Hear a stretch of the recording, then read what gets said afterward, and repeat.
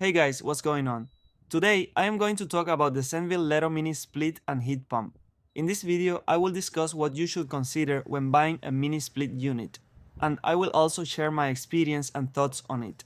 As a quick disclosure, I bought this unit with my own money, so everything I share is based on my honest opinion. So let's get right into it. When choosing the right mini split for your needs, the first step is to measure the square footage of the area you want to cool or heat. To calculate this, simply multiply the length by the width of the space you want to cool, which will give you the square footage.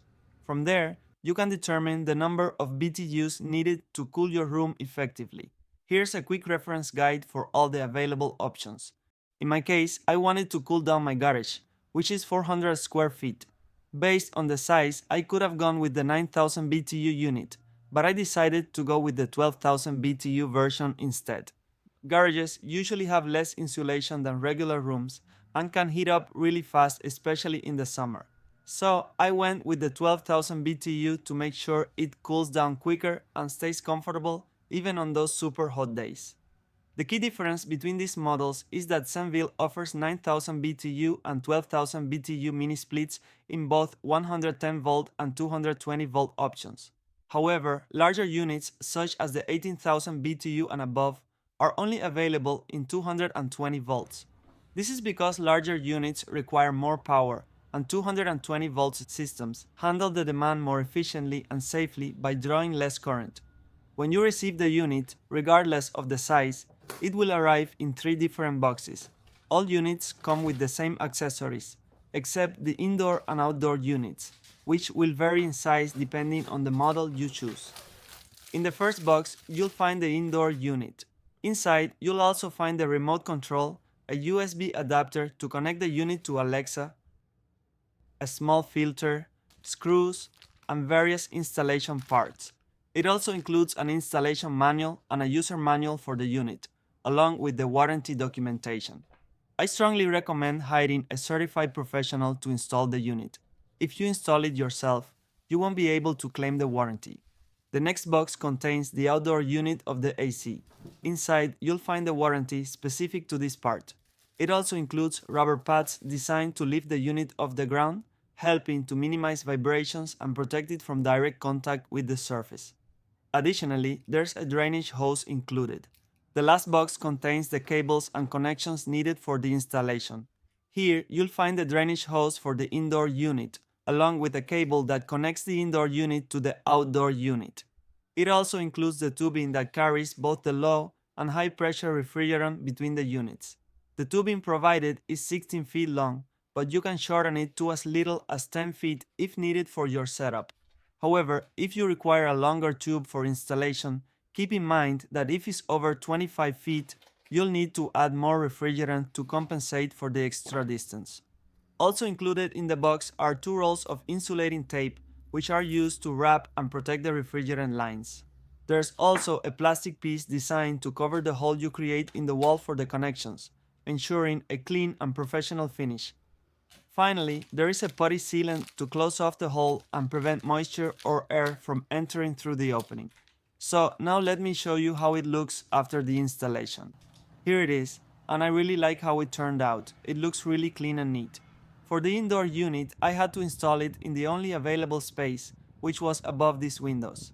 However, this setup isn't ideal for maximum efficiency because the unit is too close to the ceiling. Since the air intake is located at the top, you'll want to leave at least 6 to 8 inches of clearance from the ceiling to ensure it runs efficiently. In my case, I'm okay with this because it's the only spot I had available for the installation. Another thing I want to point out is that I chose to route all the pipes out through the side of the unit instead of behind it. If I had routed them through the back, they would have damaged the arch and structure of the window. Instead, I directed them to the left and out through this hole. Here is where 4 components pass through: the high pressure and low pressure tubes, the cable connecting to the outdoor unit, and the drainage hose.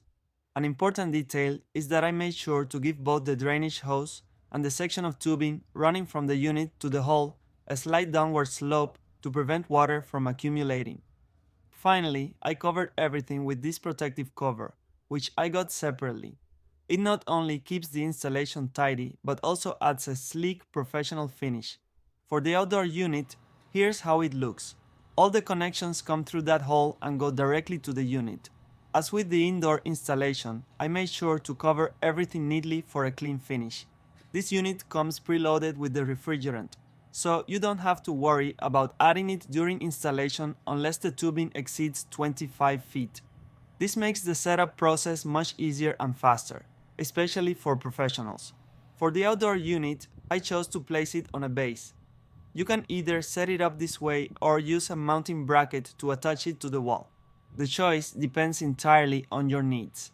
If you live in a place prone to flooding, using a wall-mounted bracket is a better option.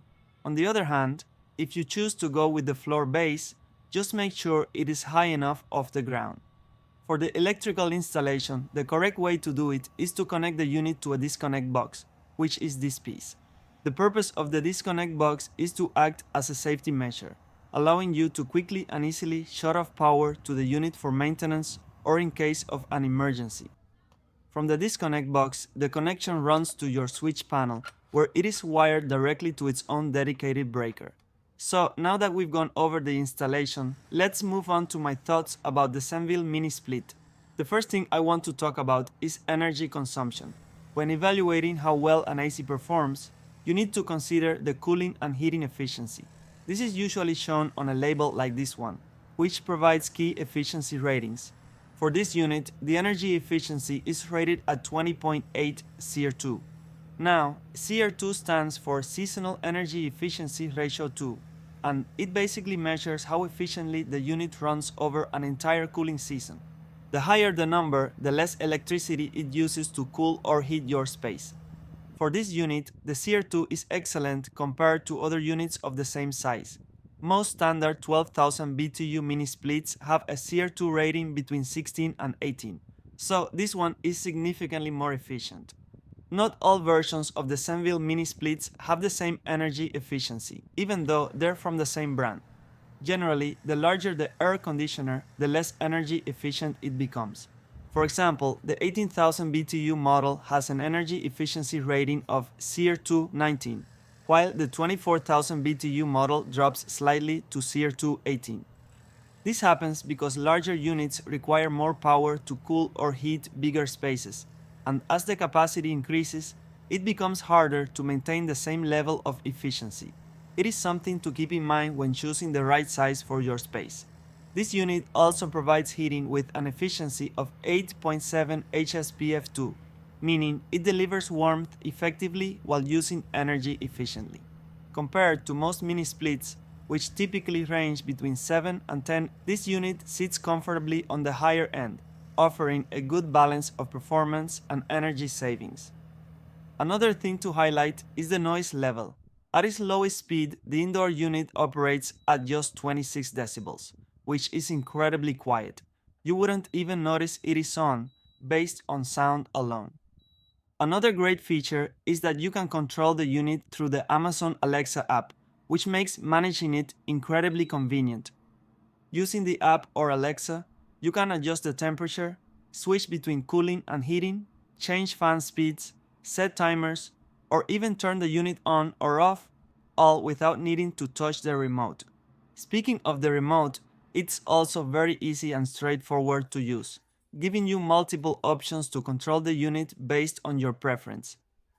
Overall, I'm really impressed with the Senville Mini Split. From the energy efficiency to the quiet operation, it's clear this unit is designed with both performance and comfort in mind. Whether it's cooling or heating, it performs efficiently and quietly, which is perfect for any space.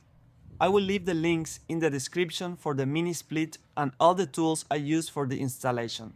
I will also be making a future video explaining step by step how to install the mini split, so stay tuned for that.